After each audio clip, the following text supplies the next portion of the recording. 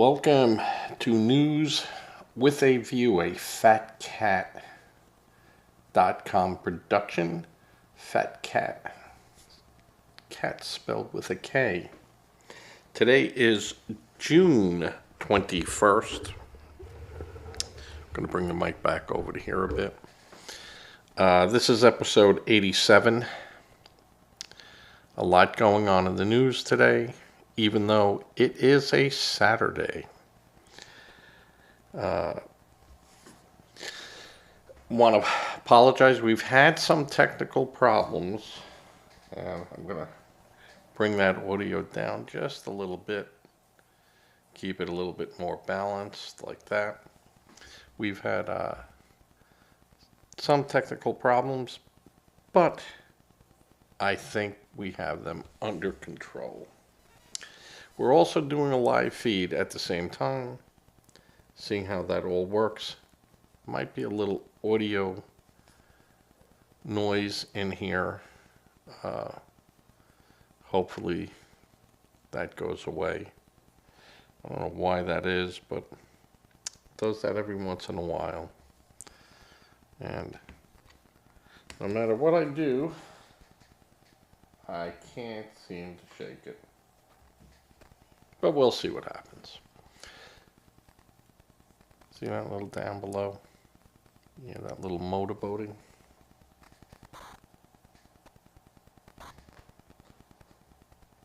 And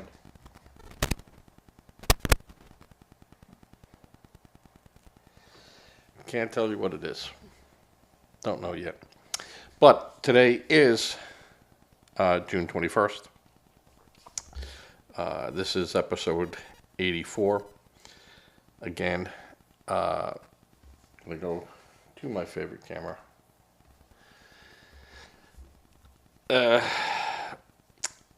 Vice President Vance called Alex Padilla. Remember, Padilla was the senator from, state senator from California, who ran up to the podium where the Department of Homeland Security was speaking, and was not tackled, but abruptly stopped, handcuffed, and dragged off until they could figure out who he was. And he got very upset with that. And Vance called him Jose Padilla because he was fighting about the immigration. I don't think that's very cool to do. I didn't think that was necessary to do. But what the hey? It happened, and Vance did it. It seems pretty interesting. But it's typical name calling that the Democrats do. Baby Trump, Orange Man, that senators and congressmen have used to describe President Trump.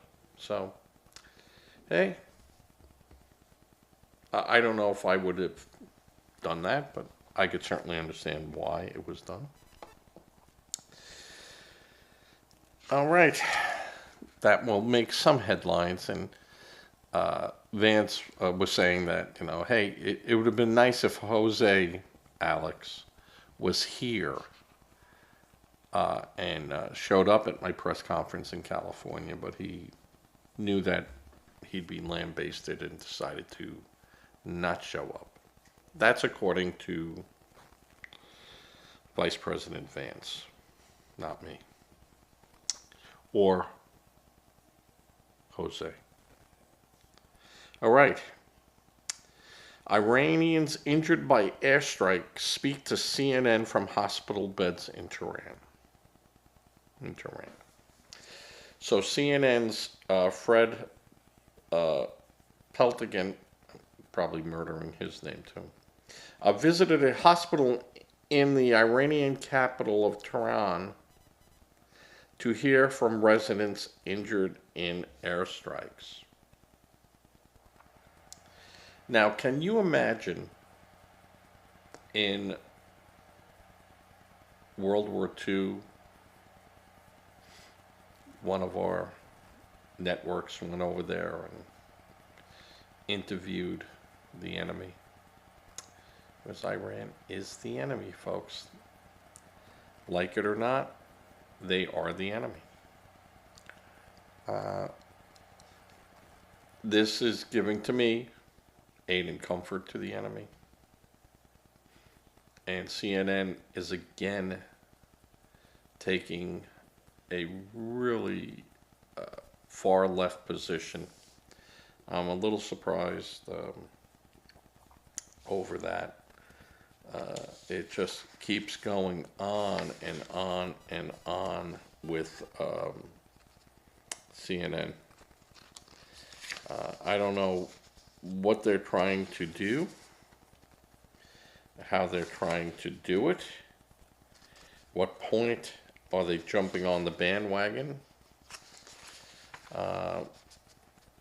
It just seems to me to be a little out of place for CNN to be doing that. Do you know what I just realized is probably causing my problems? My cell phone. And we're going to see if that, because that's what the noise seems to be. And I'm going to go and close my cell phone out, turn it off, and we'll see if that noise stops. Oh, that's right there. This is my new iPhone. I got to go through a million things.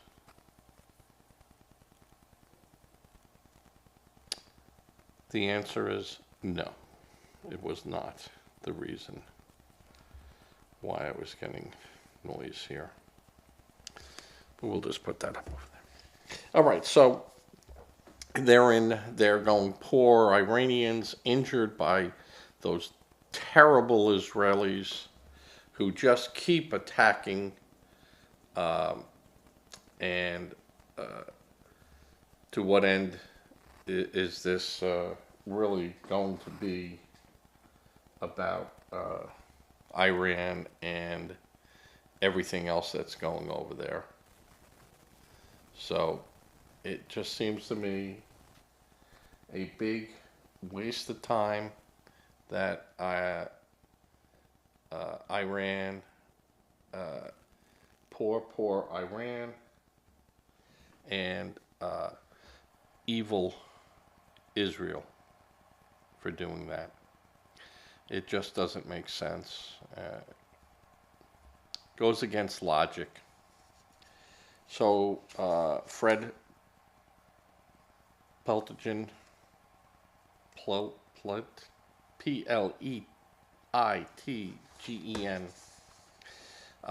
is in Iran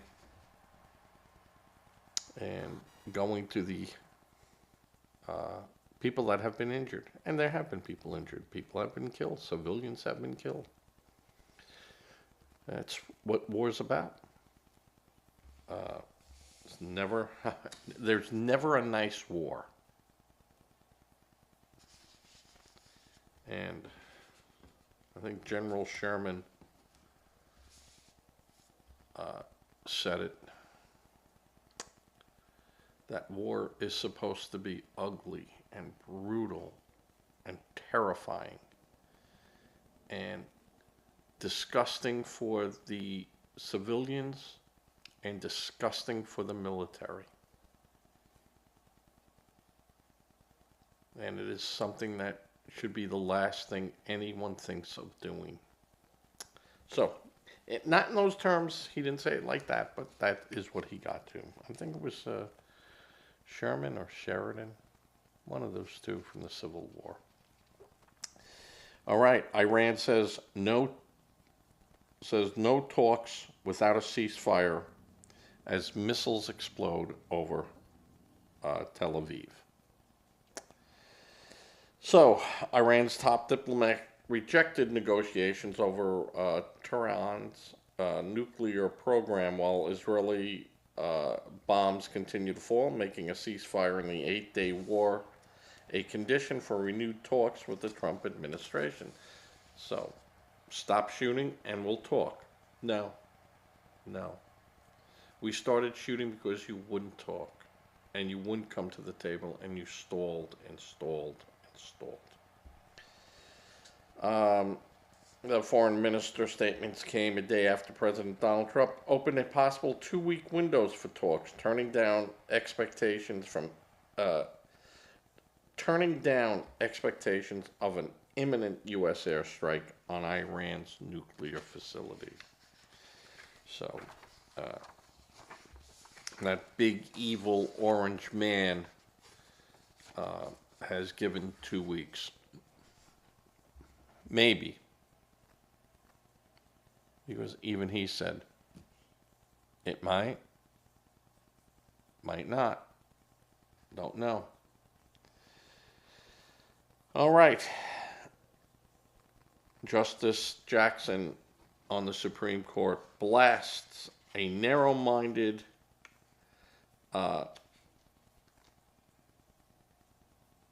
judging by the 6 other justices. And Justice Jackson unloaded on her Supreme Court colleagues Friday in a series of sharp dissents, casting what she called pure textualism. Now, what she is saying is that they are reading the words, the text of the constitutional argument. That is called the letter, following the letter of the law, where the Supreme Court does have the ability to say what those letters really mean and words really mean. Remember Bill Clinton, if, is, it, all have a different meaning when it's described in law, in the words of the Constitution and in the words of the law. It might mean something totally different than what you and I would say it means. And implying that the conservative justices have strayed from their oath by showing favoritism to moneyed interests. Now, Jackson was always a uber liberal, and certainly a very good lawyer. She was a judge. It wasn't that she was just handed this job, though she was just handed that job by the Biden administration and the Obama administration. So she has a lot of animosity towards her colleagues.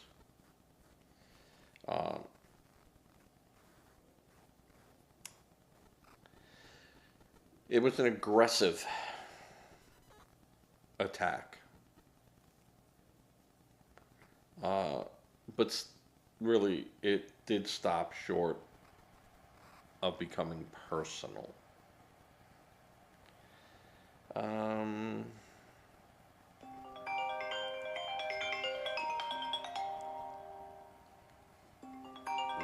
That's why I should have kept my phone off. And she took a particular aim at Justice Neil Gorsuch, a majority opinion in the case brought by a retired Florida firefighter with Parkinson's disease who had tried to sue under the American with Disabilities Act after her former employer, the city of Sanford, Canceled extended health insurance coverage for retirees who left the force before serving 25 years. Uh, and he left because of his disability. So what the city of Sanford did is saying that if you leave before serving 25 years, you don't get all the full benefits that other people would, even though he left because of his disability. Um, and the Supreme Court ruled in favor of the city of Sanford, saying that they're allowed to set their um, set their standards for benefits, as long as Sanford didn't say, well, we only do it for black people, or we only do it for white people, or we only do it for non-gays, or we only do it for gays. So it is obvious that the Sanford city of Sanford, which is right outside Orlando, they what they have done is not discriminatory, and as such, they are allowed to change their policies. Um, so I think 25 years is that's a big number. And in 25 years, people can get sick and things can happen that make them, force them into retirement or off the job or onto disability. But usually what happens is this individual, I'm sure, and I did not read the whole case, is already being covered by Medicare or Medicaid for his illness, and that this would be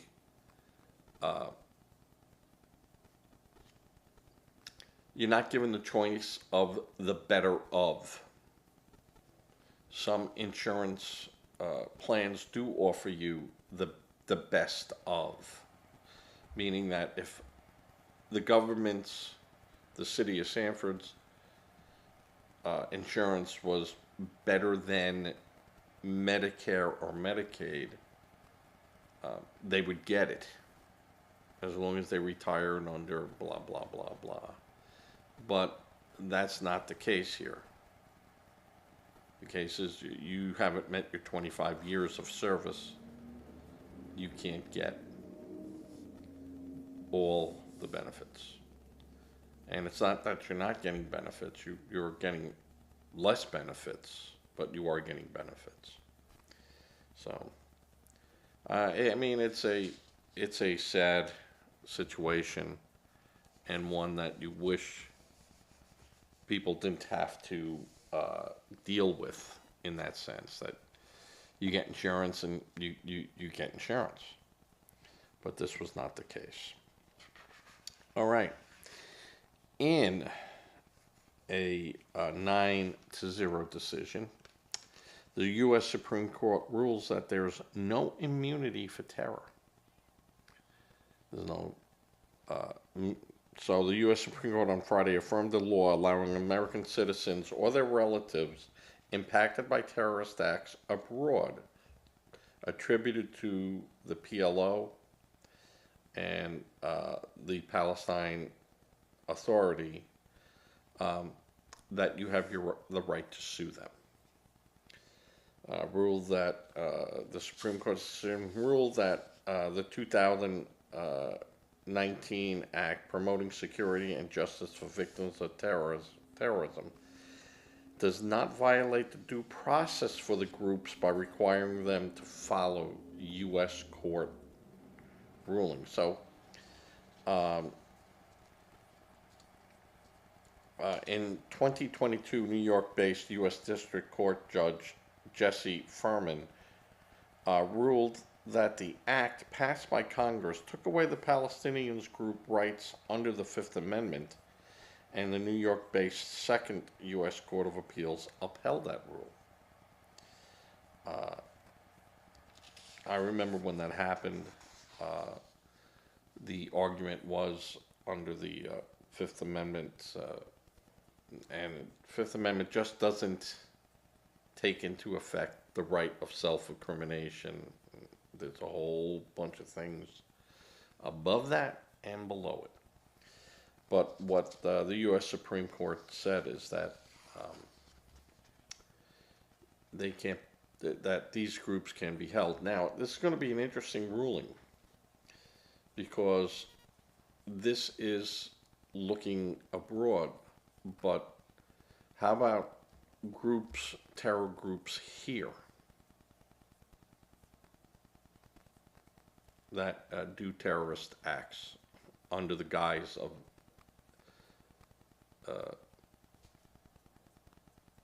let's say Black Lives Matter, or the groups associated with Antifa that burn cars, loot, have hurt people, have beat people up.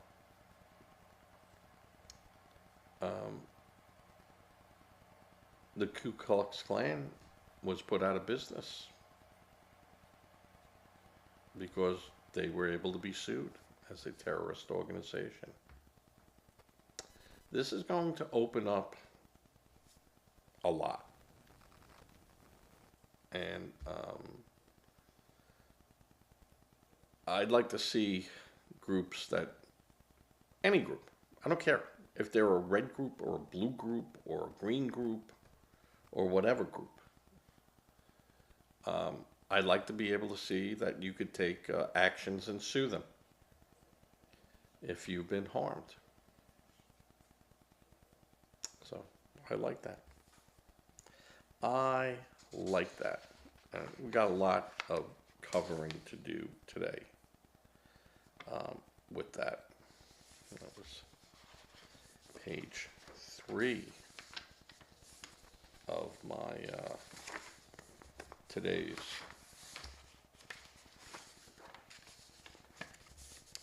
things of interest. And you can see I always do my homework. Sometimes I wing it, sometimes I don't, and try to change it up a bit. I try to read through articles. Now you notice today too that it's a little quieter up here. I have turned off the air conditioner up here, and it's hot out there today, so it's not going to be a long show, but it might be a long show. Turn the fan off. My switcher is running warm, but I have that set to be good, to come on and tell me when it's too hot. All right. Now, this was an interesting story, and I took this from Fox. This is a Fox story. The other stories were from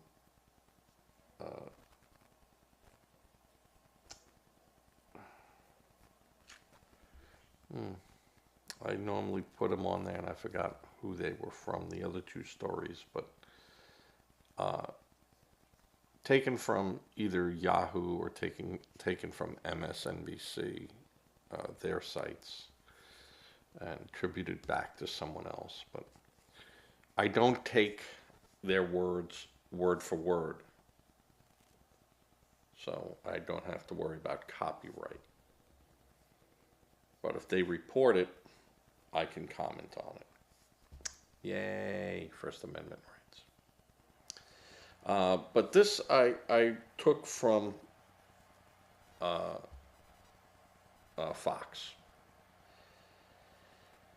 And it's red flags exposed paid agitators in violent anti-ICE riots, CEO says. And what CEO?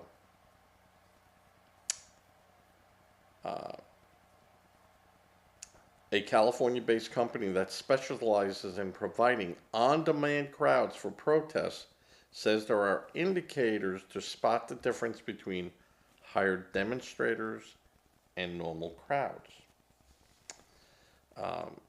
And this CEO,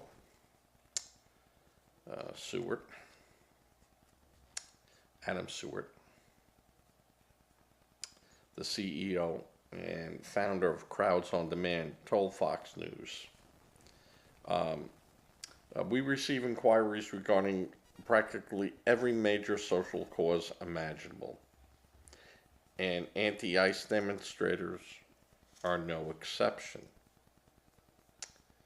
Adams Swart said that the fact that we receive requests does not mean we take them. In many cases, because the budget does not match the ambition. You got to pay to play. Seward added, they received numerous high budget requests regarding the anti-ICE demonstrations, but declined those offers due to the fact that they do not want to get close to any form of illegal activities, including violence, vandalism, or blocking off roads without a permit. So what he's saying is that his company takes the moral position that we will provide demonstrators, but only if those demonstrators and the people that are requesting it have taken the position that they're not doing anything illegal. So he says his firm started Crowds on Demand in 2012 when he was a student at the University of California, Los Angeles, UCLA, to change how advocacy is done. Shared how they supported causes and how to spot if the protests are tied to other companies and organizations. So what he's saying is that he started this company because he saw a need to put protesters out there. And you wondered, how do these protesters just show up? They don't have jobs? No, this is their job. They're paid protesters. And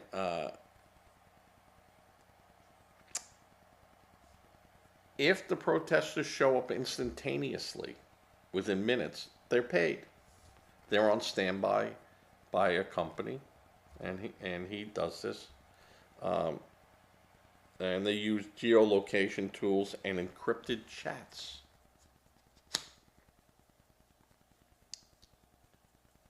And he said only compensated activists move that fast, that they can make Bink show up at this corner and get there ASAP and cause a problem.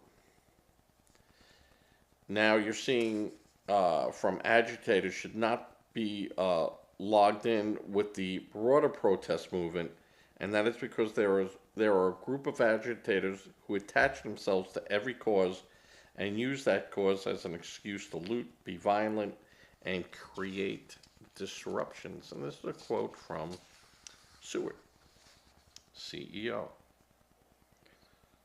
of Crowds on Demand. He says they do not do that. And he said these people do not care about the causes. They merely care about looting and destruction. These are pirates.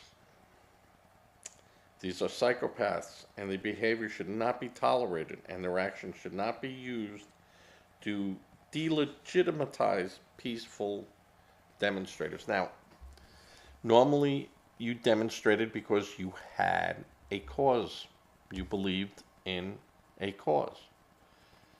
These are paid demonstrators who are only there, and he does it too, because they're paid. They don't have an interest in it. They're just hot bodies there holding and chanting. And what he says, what he does, they follow the legal groundwork of the demonstrators. They have to stay on the sidewalk. They can't impede people. They can't hurt people. They can't loot. They can't steal. They must follow the law. He said these other groups do not. They do not have to do that. And they are not required to do that. Seward said some of these groups have informants inside the U.S. Immigration and Custom Enforcements. So he is saying that these groups have been penetrated. So they know ahead of time where these people are going to be, ICE is going to be, and they could have people already down the street. They show up, push the button, and we're on the payroll. Now, what do you think about those type of situations? Do you think that those type of situations where they had paid informants inside ICE, because you take and you sign a contract with ICE or the government that, you're not going to do things like that. And companies that use those people are also violating the law. So if we catch these people, and I say we catch these people, the Department of Justice catches these people, the companies that have used those people should also be charged to the fullest extent of what the law allows. Not be made examples of. I don't believe the law should be used as a means of making an example. The law is the example. And you could use the law up to its maximum intent. But not to be made an example of. We don't need that. We just need the law to be followed. And when it's not followed, go ahead and do what you need to do. So that's what's going on. There are absolutely paid protesters in California. It's been proven. This individual, Seward, who's, Crowds on Demand, says we're not part of that. We're not doing that. We'll do other protests, but we're not impeding ICE. We're not blocking roads. We're not looting. We're not sending people in to, rob a 7-Eleven or rob an Apple store.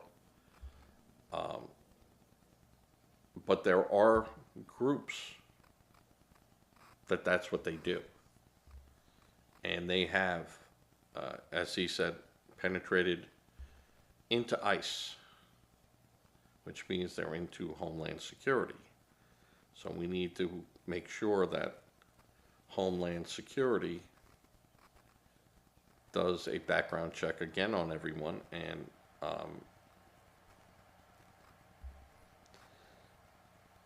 maybe these people have to agree for hiring or staying hired, that we're allowed to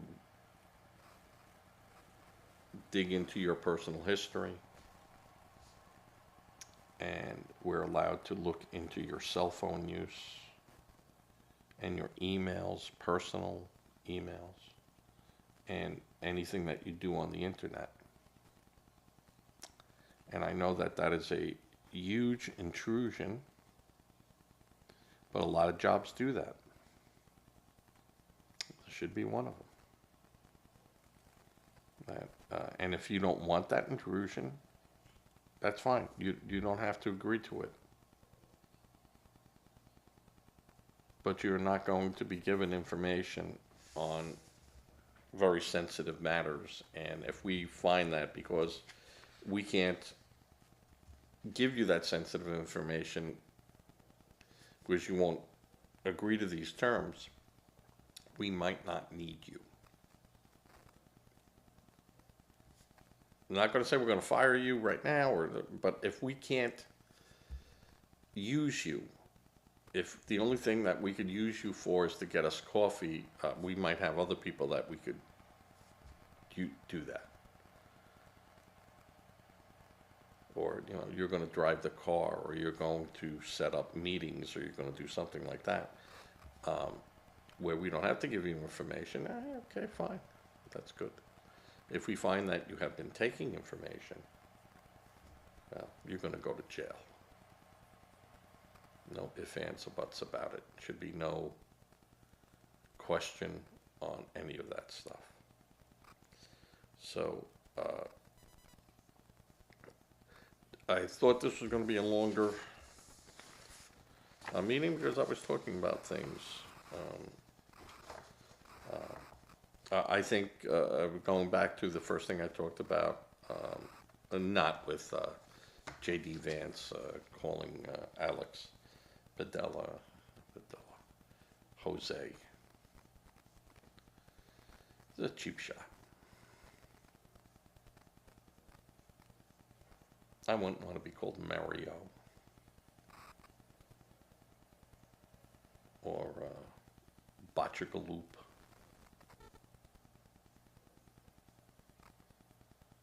I don't think a person who was Jewish should be called a Yusel. You know, that's not their name. It's just not. I don't think those tactics should be used. I don't think it should be used by the left to call Donald Trump Orange Man and everything else they call him. You know, and they say horrible things, and they come right out and say it, and no one goes, hey, you know, you shouldn't say that. You see it every night on, go to any of the talk shows. Go to any of the talk shows, day or night, and see how they talk about Donald Trump and what they say. And Jon Stewart, you know, used to go to you know, and call Mitch McConnell the turtle,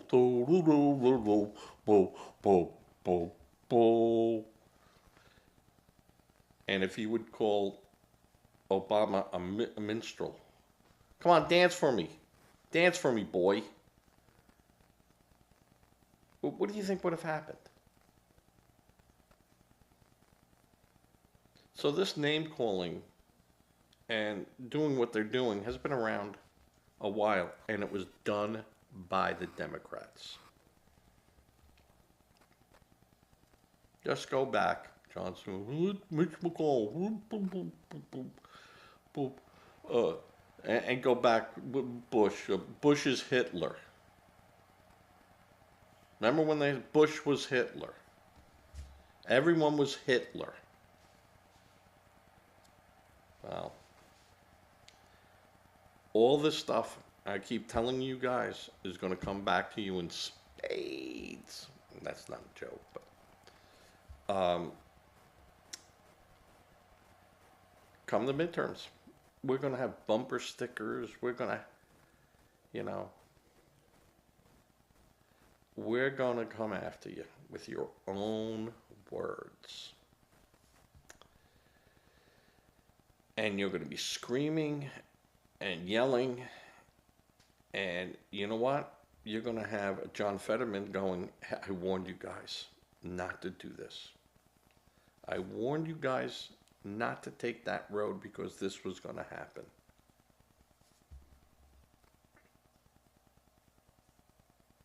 So, this should be interesting.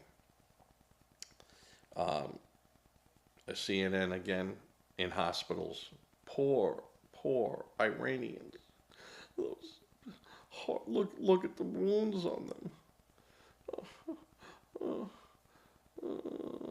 Who paid for October 7th? Who paid for all those tunnels in Gaza while the people sat in the streets with flies crawling on them? Who paid for that?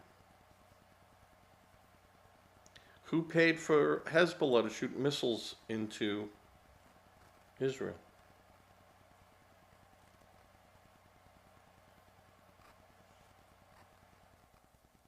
You think the Swiss paid them? Canada? Germany? Russia? China? You think they paid them? That money came from Iran. Well, be careful where you spend your money and who you give your money to and who you align yourself with. And not that the Iranian people had much say in it, but it is what it is. And now Iran, no talks without a ceasefire. You're not getting a ceasefire.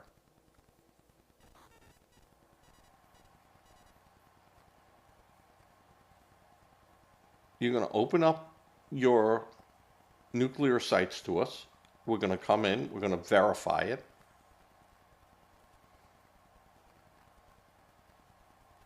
And we're going to look at it.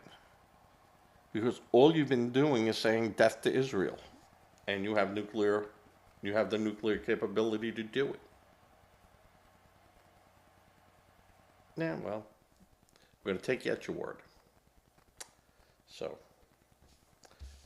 you want to stop the fighting? Open up. Open up. Justice Jackson doesn't like her Supreme Court colleagues and the way they think. Resign.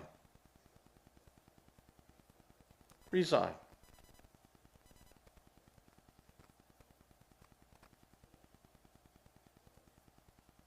And to bash them and to really say they're just going by the letter of the text of the wording. Well, yeah, that's what they're supposed to do, and you know it. All right, I'm going to make this as short now because I want to go to Socrates Station tonight in Socrates, South Carolina, and I got to get ready. So I'm going to say good night. Say a prayer. Prayer works. Give to a charity if you can. I know charity begins at home. But if you don't feel comfortable doing that, give food to a food bank. I keep saying if just 500 people gave 4 cans a week to a food bank in a community, what a difference that could make. What a difference. And let's not judge the people that are getting these relief. And I keep saying, and I'll keep saying it, 4 cans of food is meaningless to me. Doesn't mean anything. But people who are hungry, that can mean everything to them.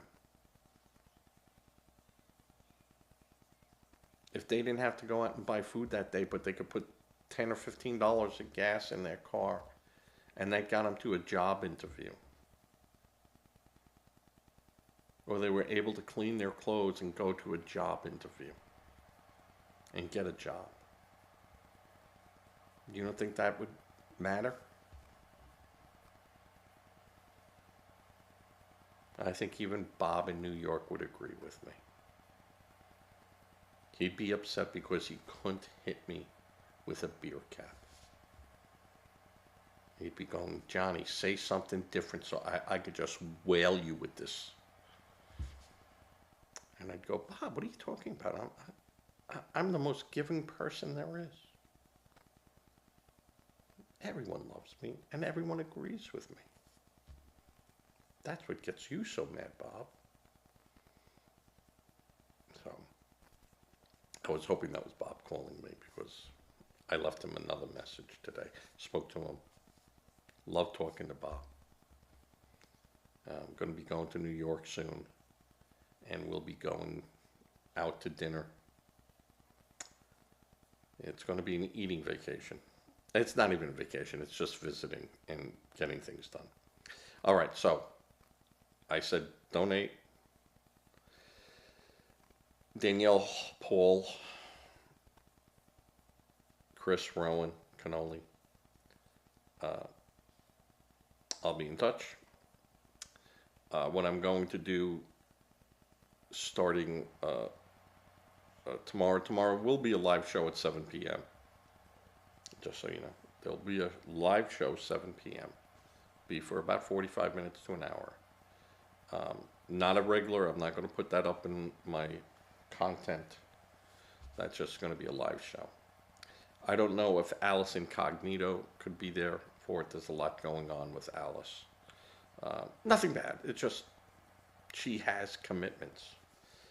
The commitment she gave to me is meaningless to her other commitments. And all right. I get it. I know where I stand. So with that, I'm going to say good night. God bless. I'm going to enjoy myself as I fade.